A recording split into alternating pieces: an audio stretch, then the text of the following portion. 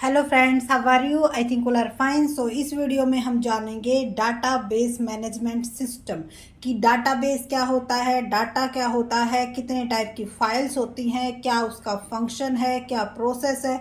मतलब almost database management में जहाँ से क्वेश्चन बन सकते हैं फुल आपको इस वीडियो में इंफॉर्मेशन मिल जाएगी। उससे पहले अगर आप हमारे चैनल पर नए हो तो चैनल को सब्सक्राइब, वीडियो को लाइक और शेयर करना न भूलें। तो डाटाबेस कॉन्सेप्ट फॉर अकाउंटिंग, इससे पहले हम जान लेते हैं कि डाटा क्या होता है। तो देखो, अगर फर्स्ट ऑफ ऑल डाटा के बारे में जाना जाए, जो रिकॉर्ड, जो डाटा हम क्या करते हैं, कंप्यूटर में एंटर करते हैं। कहने का मतलब क्या है, जैसे कि अब हम किसी मॉल्स वगैरह में जाते हैं या कहीं पर भी जाते हैं तो वहाँ पर अगर हम कुछ परचेज करते हैं तो उसका डाटा क्या करते हैं, वो अपने लैपटॉप या कंप्यूटर में जो बड़ी बड़ी शॉप होती है वो क्या कर लेती हैं, एंटर कर लेती हैं। उसी को हम क्या बोलते हैं, डाटा। और उस डाटा के बेस पर जो इंफॉर्मेशन ली जाती है उसको हम क्या बोलेंगे, डाटाबेस। मीन्स जो डाटा उन्होंने कोलेक्ट किया है उस सारे को एक फॉर्म में लगाना। ठीक है, तो इसके लिए एक बार इसकी डेफिनेशन कर लेते हैं। A database is a computer file system that use a particular file organization to facilitate rapid updating of individual record, simultaneously update of related record, e.g. access to all record by all application program, and rapid access to all stored data which must be brought together for a particular report or a special purpose report or inquiry।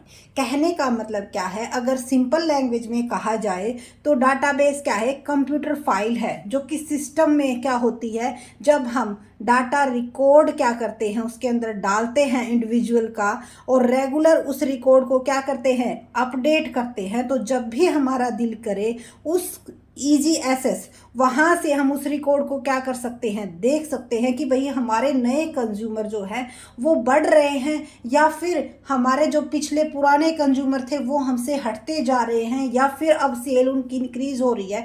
मतलब जो भी हमारे related data है वो हम वहाँ से क्या कर सकते हैं, इजीली एसेस कर सकते हैं, वहाँ से इंक्वायरी कर सकते हैं जिसके रिगार्डिंग हमें करनी है। तो ये हमारा क्या मतलब था डाटाबेस का। अब जो बेसिक कंपोनेंट ऑफ डाटाबेस, और ये क्वेश्चन में 100% पूछे जाते हैं। आप यूजीसी नेट का लो या फिर आप अपना एसजेट का लो या फिर आपके कंप्यूटर जो आपके कोई भी एग्ज़ाम है कॉमर्स सब्जेक्ट्स के रिगार्डिंग, उसमें अगर कंप्यूटर का क्वेश्चन आता है तो ये क्वेश्चन 100% आता है कि इसको अरेंज करना। और जिन्होंने दिया होगा उनको मालूम भी होगा कि डाटाबेस के जो कंपोनेंट हैं उनको अरेंज, सबसे जो छोटी अगर समझा जाए तो बिट या बाइनरी डिजिट होती है 0 और 1 की फॉर्म में। उसके बाद जब 8 बिट मिलके क्या बनाती हैं, एक बाइट बनाती हैं, और बाइट से मिलके क्या बनता है, डाटा बनता है। और डाटा किस क्या होता है, एक फील्ड, पूरी रो को क्या बोलते हैं, फील्ड। और उस सभी को मिलाकर क्या बनता है, रिकॉर्ड। और उस रिकॉर्ड की ही हम क्या बनाते हैं, डाटा फाइल बनाते हैं। ठीक है, तो इसको क्या आ जाता है, सीक्वेंस में लगा के अरेंज करना। पूछ लिया जाता है कि कौन सी सीक्वेंस सही है, कौन सी सीक्वेंस सही नहीं है। तो सबसे पहले क्या आता है, बिट आता है, फिर बाइट, फिर डाटा, फिर फील्ड, फिर रिकॉर्ड और फिर डाटा फाइल। अब ये डाटा फाइल भी सिलेबस में मेंशन है कि डाटा फाइल कितने टाइप की होती हैं ये भी बताइएगा। तो मास्टर फाइल इन सब का कंक्लूजन होता है, ट्रांजैक्शन फाइल होती हैं, रेफरेंस फाइल होती हैं, टेबल फाइल्स होती हैं, रिपोर्ट फाइल होती हैं, हिस्टोरिकल फाइल्स होती हैं, बैकअप फाइल्स होती हैं। ठीक है, तो इनके नाम से ही इनका जो मीनिंग है वो क्लियर हो जाएगा। ट्रांजैक्शन फाइल जो रेगुलर ट्रांजैक्शंस के रिगार्डिंग होती हैं। रिपोर्ट फाइल आपकी जो रिपोर्ट रेफरेंस, सॉरी एक मिनट, जो हमारी रेफरेंस फाइल होती है, रेफरेंस फाइल क्या होती है, इसको सभी फाइलों की भी कहा जाता है। क्यों? क्योंकि इसमें सभी फाइलों का क्या होता है, रेफरेंस होता है। उसके बाद है टेबल फाइल। टेबल फाइल क्या होती है, इसके अंदर इन सभी जो प्राइस है उनका जो कैटालॉग है वो एंटर होता है। रिपोर्ट फाइल, रिपोर्ट फाइल किसको बोलते हैं, इसमें अंदर हमारी सभी फाइलों की जो है समरी होती है। जैसे परचेज की समरी जाननी है या फिर सेल्स की समरी जाननी है तो रिपोर्ट फाइल से हम जान सकते हैं। हिस्टोरिकल फाइल, हिस्टोरिकल फाइल यानी कि जो हमारे पिछले रिकॉर्ड है उनको हम चेक कर सकते हैं हिस्टोरिकल फाइल से। Backup files, backup file master file की ही क्या होती है, एक कॉपी होती है। ठीक है, तो ये हमारी फाइल्स के टाइप हैं। अब इसके बाद आगे जानते हैं करेक्टरिस्टिक्स ऑफ डाटाबेस के बारे में कि डाटाबेस में क्या क्या करेक्टरिस्टिक्स होती हैं। Stabilize link between the record, ये क्या करता है, जो हमारा रिकॉर्ड होता है उसके बीच में क्या करता है, स्टेबलाइज करता है लिंक को। कहने का मतलब क्या है कि डाटा वैसे पड़ा हुआ है, ठीक है, इतनी सेल्स आई, इतने आज हमने क्या कर दी, इतने की परचेज कर ली, ये कुछ अगर ये एक डाटा ही रहेगा जब तक इसको हम एक सिस्टमेटिक फॉर्म में अरेंज नहीं करेंगे तो ये क्या करेगा, उस रिकॉर्ड में लिंक स्टेबलाइज करता है। Rapid updating of individual record and simultaneously updating of related record, यानी कि अगर हम किसी के बारे में कोई रिकॉर्ड जानना चाहते हैं तो बहुत ही इजीली हम क्या कर सकते हैं, उसको एक्सेस कर सकते हैं। क्योंकि अगर हम जिसके बारे में भी जो भी रिपोर्ट चाहते हैं उसका नाम एंटर करेंगे तो सारा का सारा रिकॉर्ड हमारे पास क्या आ जाएगा, रिप्रेजेंट हो जाएगा। easy access to all records by all applicants program, rapid access to all stored data needed for a routine report, rapid access to all stored data needed for a special purpose report और inquiry. कहने का मतलब ये है कि एक data को एक सिस्टमेटिक वे में लगा के ये क्या कर देता है कि रिकॉर्ड बना देता है। फिर हमें चाहे वो इंक्वायरी के लिए चाहिए या फिर किसी के लिए स्पेशल नीडेड है या फिर कहीं पर हमें उसको पहुंचाना है तो ईजिली हम क्या कर सकते हैं, उस तक पहुंच सकते हैं, इजीली डाटा चेक कर सकते हैं। इजीली अगर हमारा कोई भी इंफॉर्मर है इंटरनल या एक्सटर्नल, उस तक भी हम क्या कर सकते हैं, इजीली डाटा सेंड कर सकते हैं। उसके बाद है हमारा डाटा प्रोसेसिंग साइकिल कि डाटा प्रोसेसिंग साइकिल क्या होता है। तो डाटा सबसे पहले हम क्या करते हैं, डाटा कैप्चर करते हैं। कैप्चर करने का मतलब क्या है, जैसे किसी ने कोई भी अगर हम किसी मॉल में जाते हैं तो वहाँ पर हमने क्या की, पहले एंट्री की, तभी तो हमारा क्या बनता है, वो इनपुट बनता है, इनपुट ऑफ डाटा।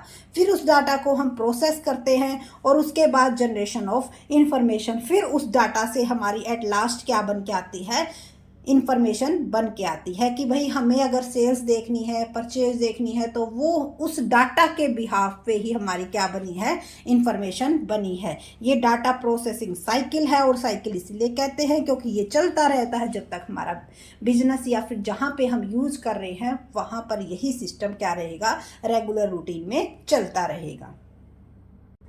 उसके बाद है डिजाइनिंग डाटाबेस फॉर अकाउंटिंग कि डिजाइनिंग कैसे की जाती है डाटाबेस की।